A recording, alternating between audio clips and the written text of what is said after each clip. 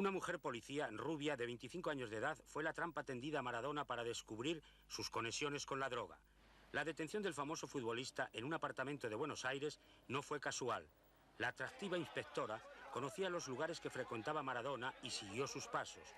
Cuando se produjo la detención, había terminado un flechazo en el que ingenuamente cayó Maradona. Todo ello según un amplio informe que acaba de publicar la revista El Gráfico de Buenos Aires.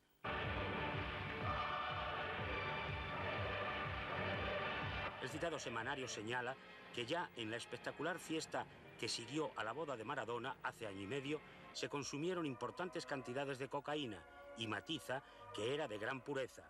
Esto ha sido negado por el representante del jugador Mario Franchi, quien por otro lado, y por si había alguna duda, revela lo siguiente. Y a la vez sí me dijo que él ocasionalmente, en los últimos meses, estaba tomando cocaína, ¿no? Pues si lo dice su representante, nada que añadir como no sea una nota que acaba de llegar, según la cual Maradona y su familia han iniciado un tratamiento psicológico para superar el difícil momento.